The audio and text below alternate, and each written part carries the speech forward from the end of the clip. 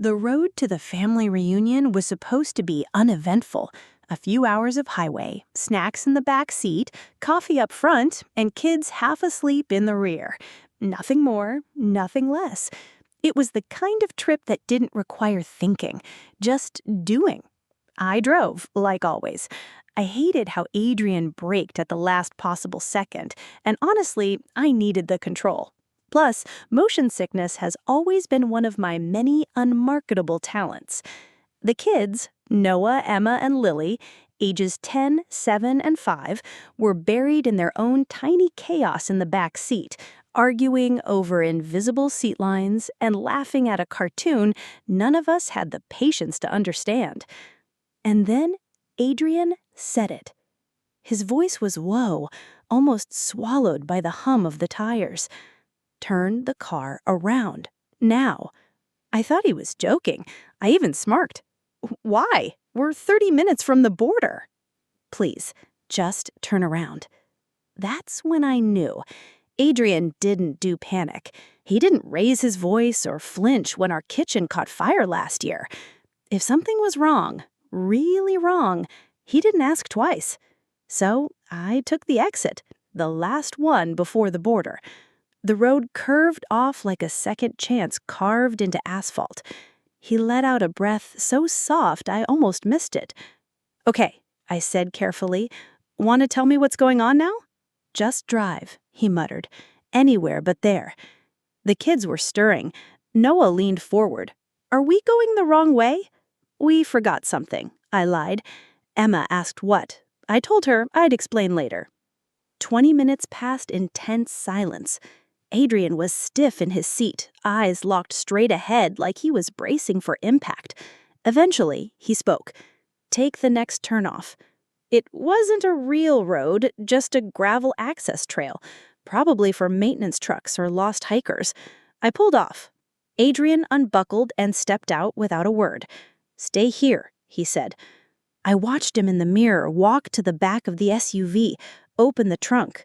The wait felt like a lifetime. My heart was racing, palms damp against the steering wheel. Then he came to my window and knocked gently. Come out, you need to see it. There was no anger in his voice. No fear, either. Just something deeper. Weariness, maybe. A kind of soul-deep exhaustion. I followed him. At the trunk, he lifted a red duffel bag, the one my dad had handed me that morning. It won't fit in our car, Dad had said cheerfully. Could you take just this one?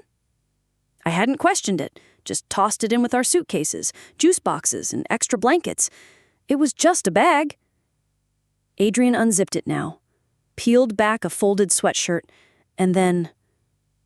Time stopped. It wasn't medicine. It wasn't toys. Or snacks.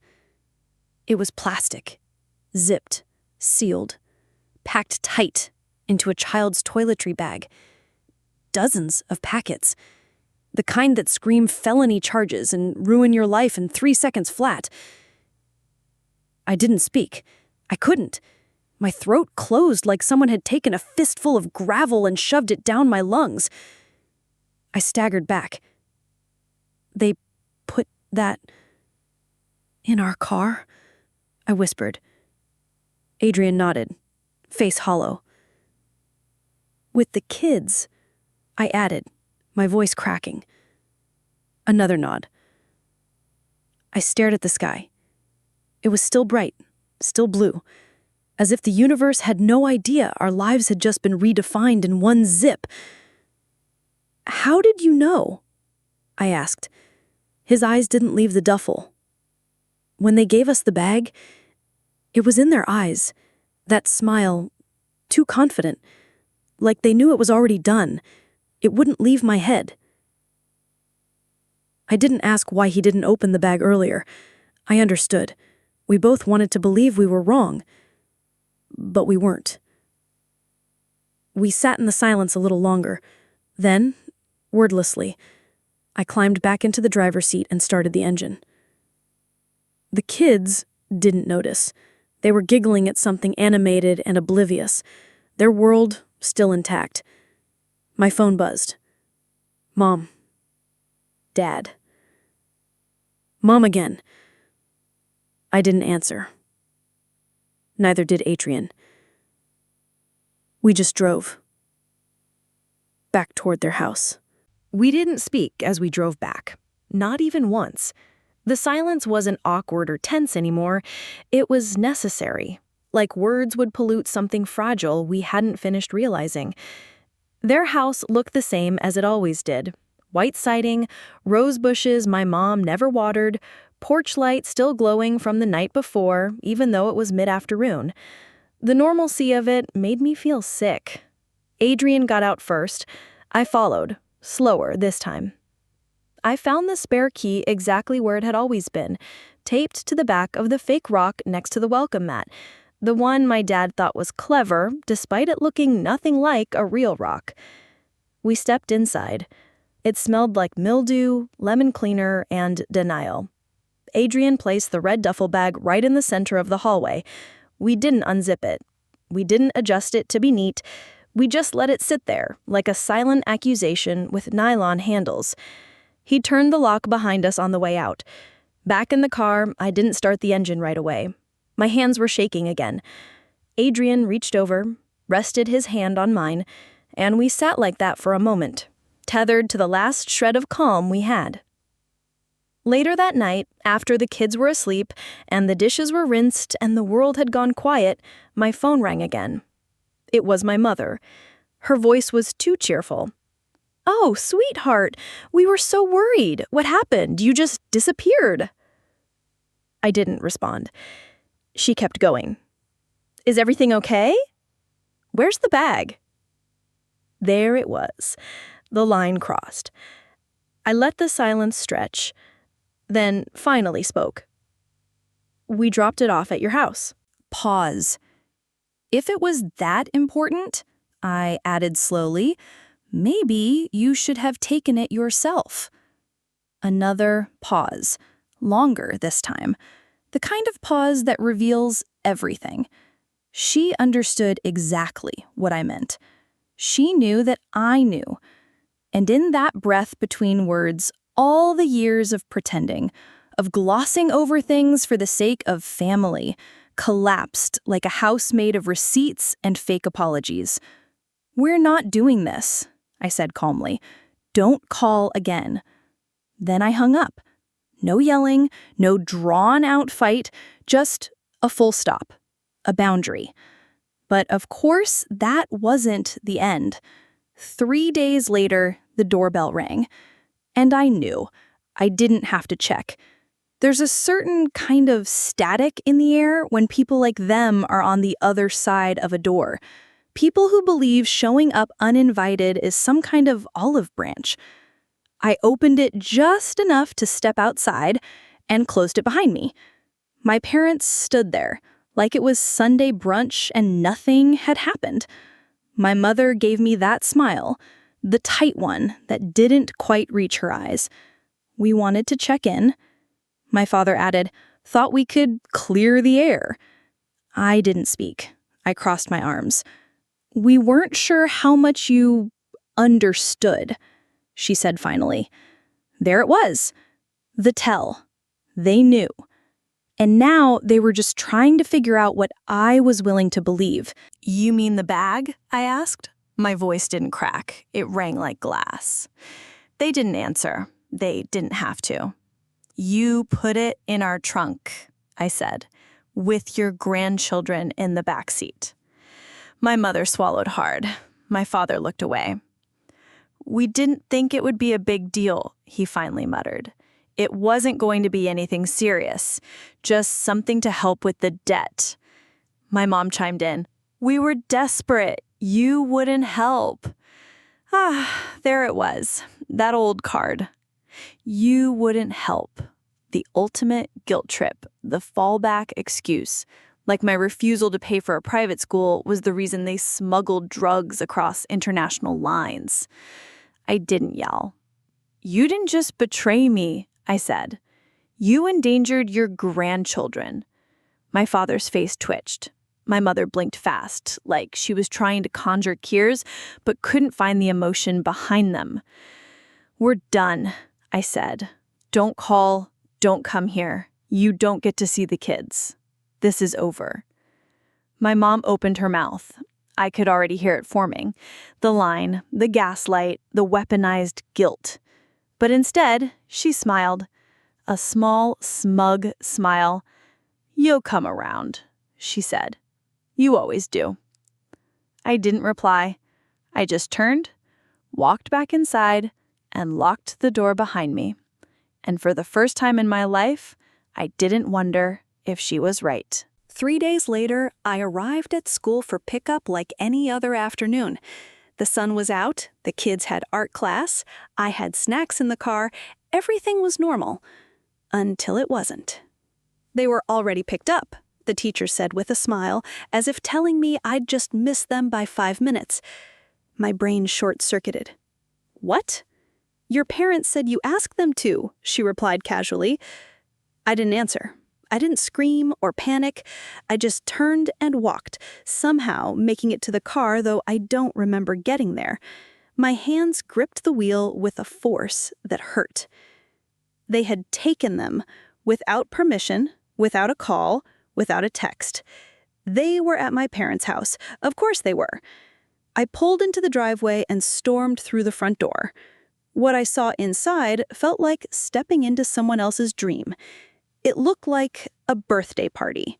Streamers, balloons, toys, expensive toys, scattered everywhere. Candy, stuffed animals, an entire Lego fortress that probably cost more than our electricity bill. My kids were bouncing off the walls, sugar-stuffed and smiling like they'd won the lottery. My mother was slicing cake. My father was on the floor assembling something that beeped. It was a trap. Weaponized affection, strategic spoiling, emotional manipulation with a sugarcoating. They had never done this before, not once. They'd barely shown up to birthday parties, let alone manufactured one from scratch. But suddenly, after I cut them off, after I told them they were dangerous, they became the doting grandparents they'd never been. Because this wasn't love.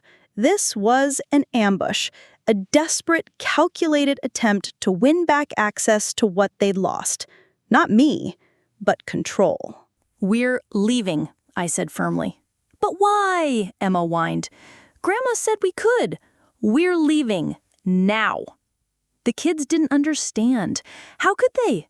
They were being smothered in yes by people who'd only ever known how to say no. "Can we take the toys?" Noah asked, clutching a stuffed bear like it held answers. I hesitated. Just for a second. If I said no, I'd be the villain, the mean mom, the fun killer. "Yes," I said, "bring them."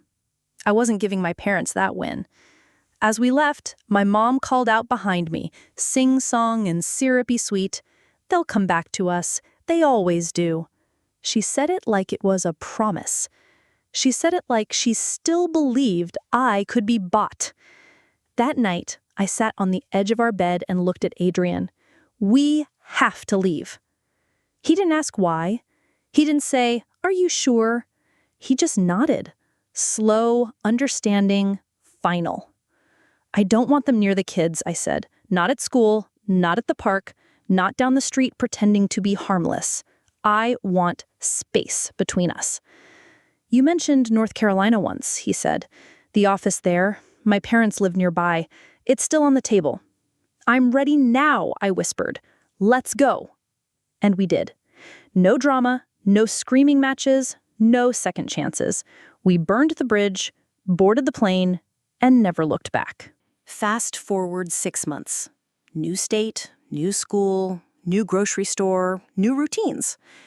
North Carolina welcomed us gently, like pine-scented air and mountain mornings. The kids adjusted faster than we did. Their laughter came back. Their curiosity returned. Adrian's parents, quiet, grounded, kind, lived 20 minutes away and offered to babysit every weekend without conditions. It wasn't perfect, but it was peaceful. And that felt revolutionary. We didn't tell anyone where we went. Block numbers, no forwarding address. Not out of spite, but survival. We didn't disappear in some dramatic finding yourself retreat. We escaped. Cleanly. Quietly. And then one day, my phone buzzed. An unknown number. I let it ring. Voicemail. Later that night, I listened. It was a cousin I barely spoke to. "Hey, your mom said she doesn't know where you are. She's really upset. Said you just vanished. I don't know what's going on, but family matters, you know?" I didn't respond. I deleted the voicemail and went on with my day. Because by then, the only thing that mattered was this. We were safe. We were free. And I wasn't sorry. It was another 2 months before I heard from my sister. She sent an email. Subject line, emergency, please read. I stared at it for a long time. Part of me wanted to delete it. Another part wanted to click, just to know. I opened it. Her message was frantic, punctuated wrong, capital letters everywhere. Our parents had been arrested. Not for anything small, for exactly what we'd almost gone down for. Smuggling. Controlled substances. Over the Canadian border. This time, they didn't use family as a mule.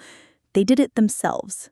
Same duffel bag trick, only this time, no plausible deniability. No grandchildren to use as camouflage. They were caught. Arrested. Charged with possession with intent to distribute and attempting to cross an international border with narcotics. 4-year sentence each, plea deal. Not life-ruining, but not nothing. My sister begged. They needed money for a lawyer. Someone had to help. Her last line stopped me cold. "They're still your family." I read it 3 times. Then I hit reply. And I wrote, "I did help. Once. I'm not doing it again." Then I closed the laptop. That was it. No dramatic finish, no drawn-out goodbye, no twisted obligation to people who'd used me until there was nothing left to take. We were done. Truly.